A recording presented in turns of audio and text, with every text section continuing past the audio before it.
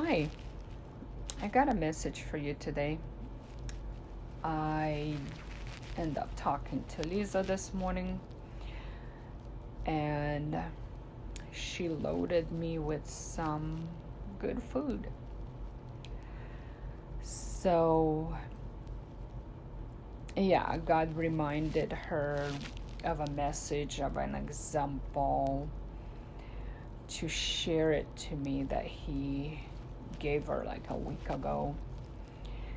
So I'm trying to record it now, that way it'll be easier to explain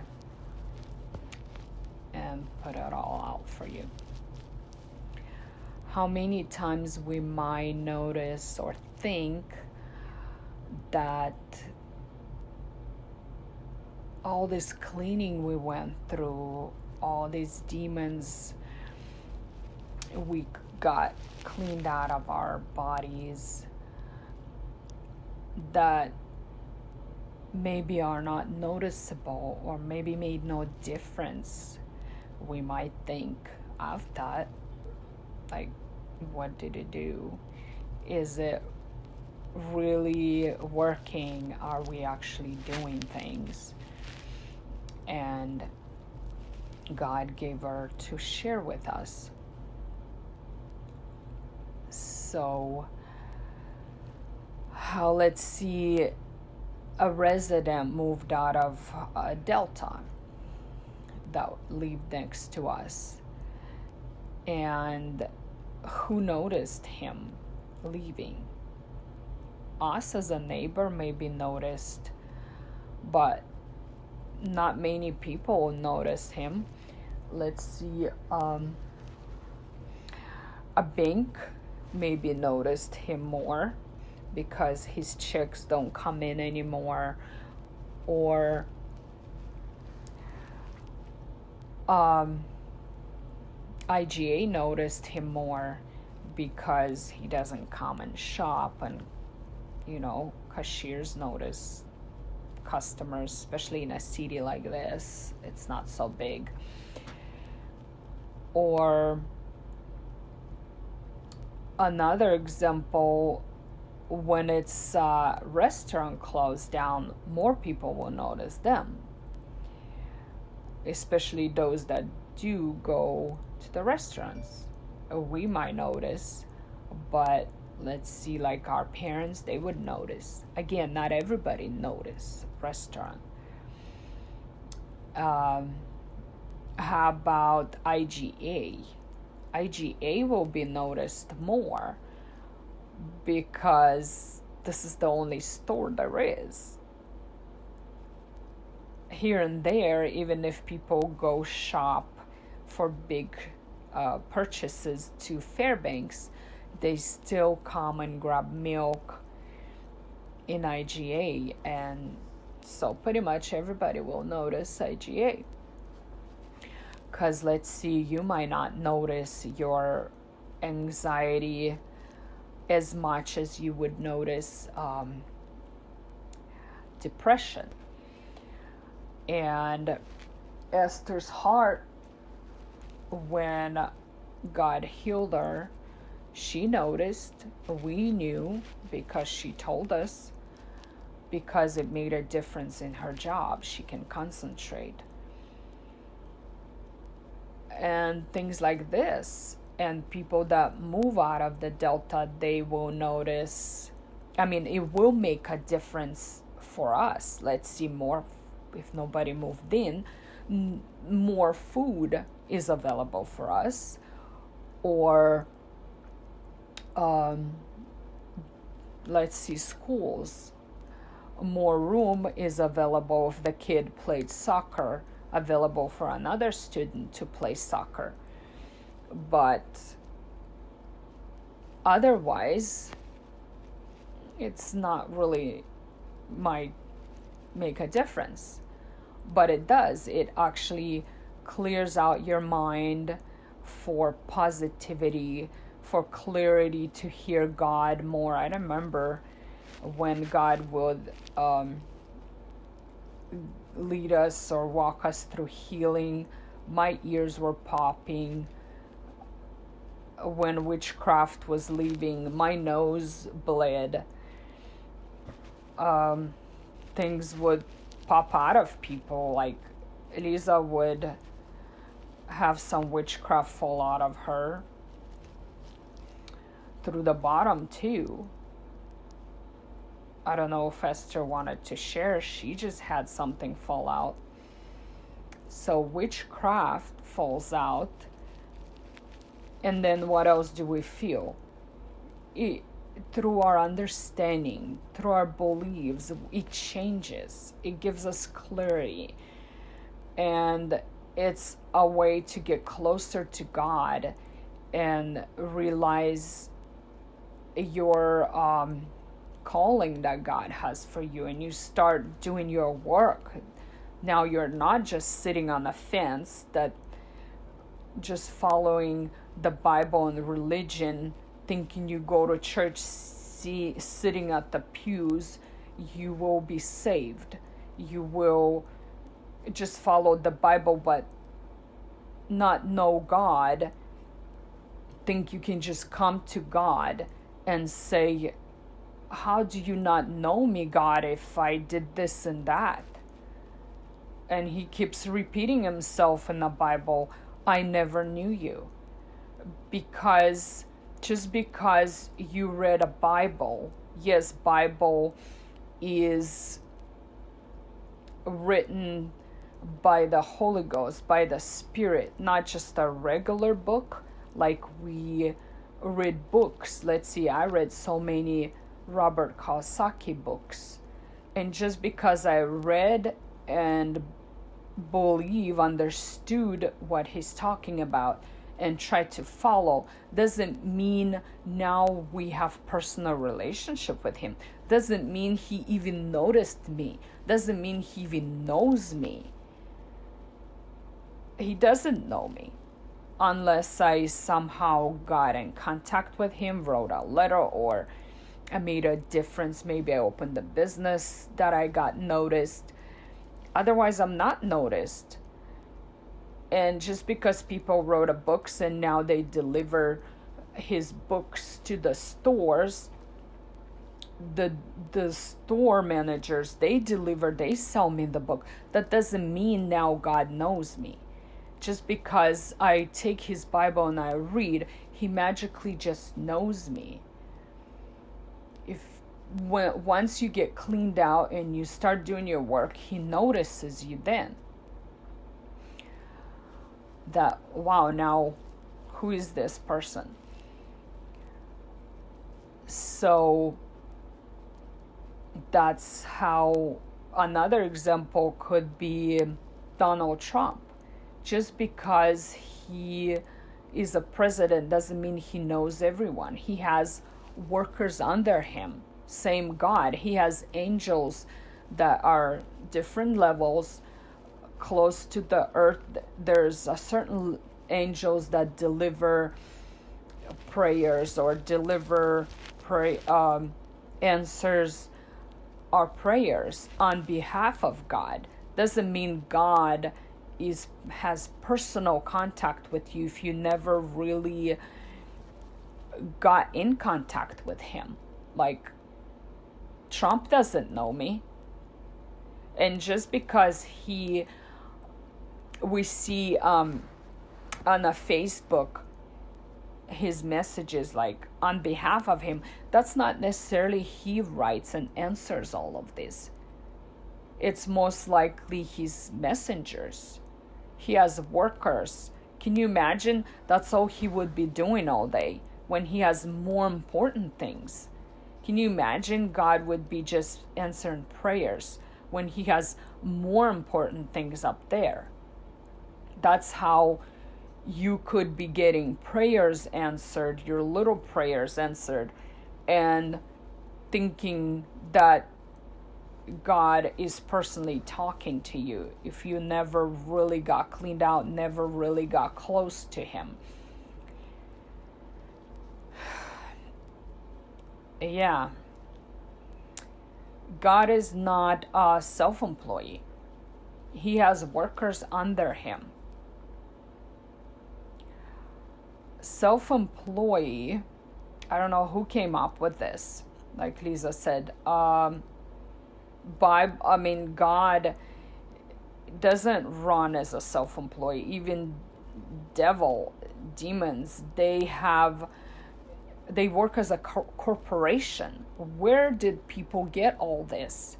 Why is army runs that way? There's different levels, and you can't just get to a top when you're so low.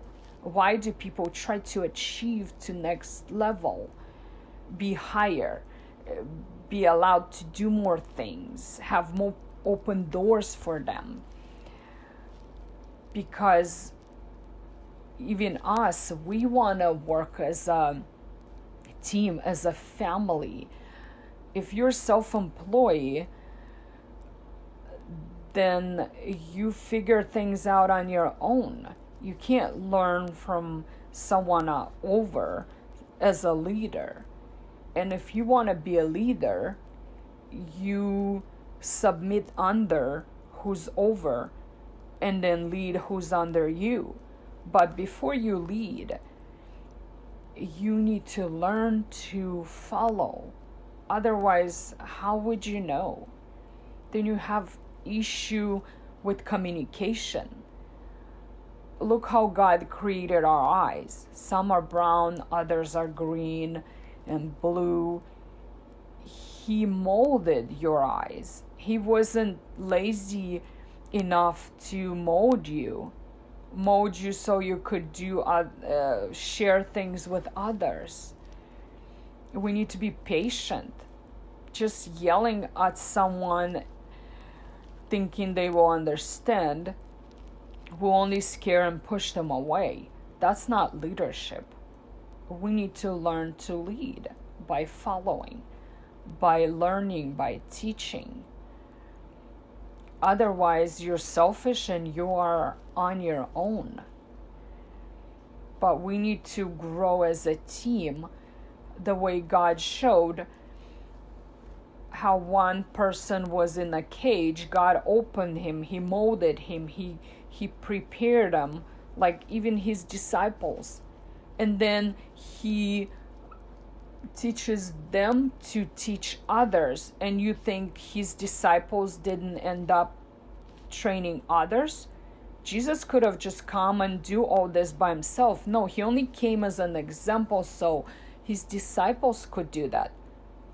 As an apostle, we have to teach others. We gotta learn to teach other people. And then they will teach others. And that's how we go on. Why do kids go to school? So they can learn, and then they know things and they could use them and they could teach others.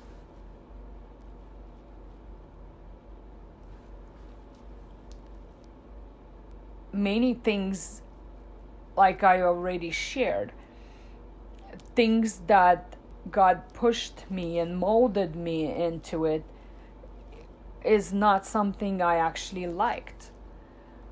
I liked math, but then I didn't care for accounting. I didn't want to run my own bank. I wanted someone else to count and figure things out and how to use. But he pushed me to get good at it. Now I can run 5-6 accounts and it's no problem for me. I enjoy it and I teach my kids to do that. That's what leaders do. As a self-employed, you're selfish. You just do things on your own. You have no patience for others and you just leave it as is. You do your work and you go on. Another thing, I didn't care to write books. I didn't care to write long messages like I do on bye, Eli. Why can't I hold my tablet? Because I'm busy. So now he's pushing me to share stories, preparing me for bigger books, for bigger messages, not just little blog on Instagram or Facebook. Another thing, I always wanted to be orphanage runner, a mom, but for more kids. But I didn't want to teach kids. It's a hard work. But if I can't teach my kids into something better, not just like a survivors. God doesn't care for survivors. Then how would I run orphanage? He's teaching me to train my kids to not just be a mom, but be a teacher.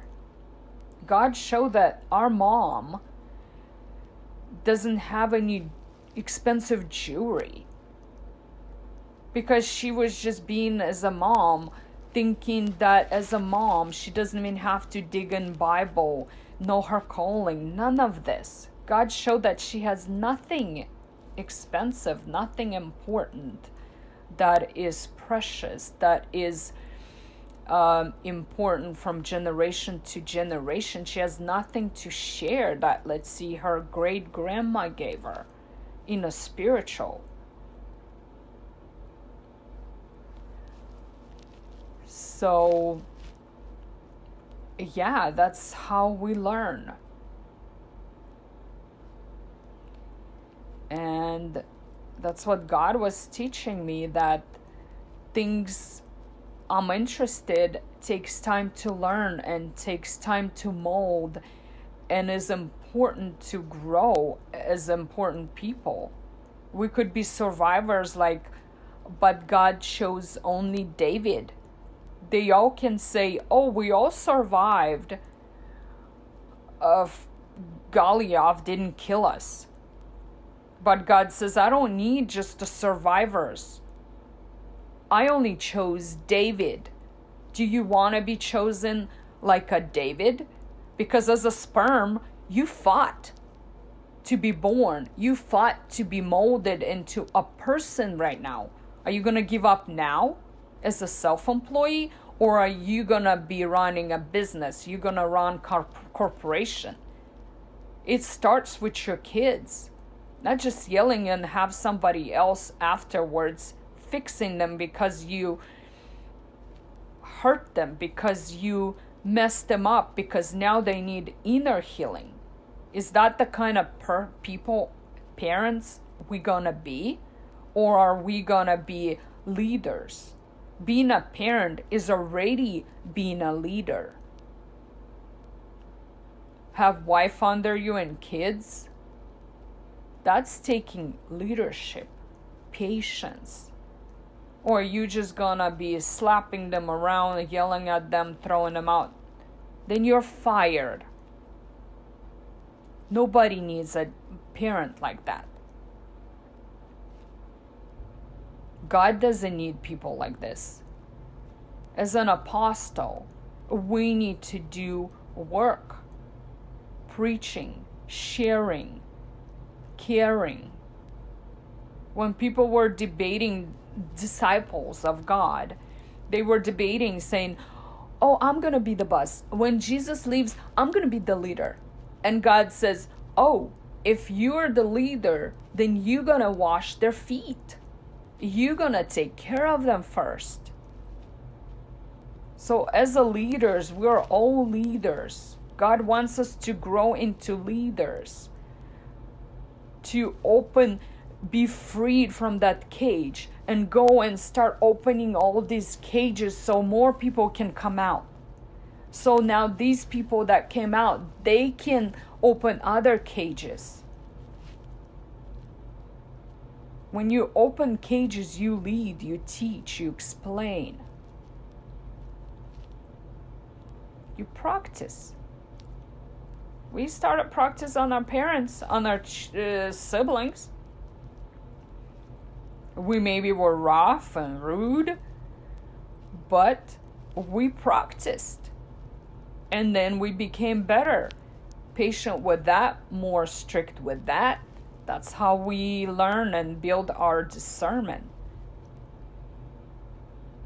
So we never stop learning. We never stop molding.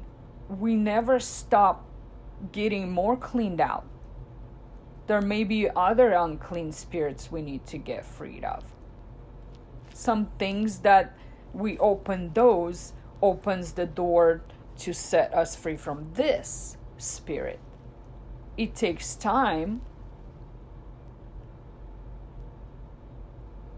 Let's see, a whole bunch of boxes are piled up. For you to get to the bottom of the box, you gotta pile other ones, top ones, to free the bottom one. All right, if any questions, write, respond, call, ask. God bless. Love you.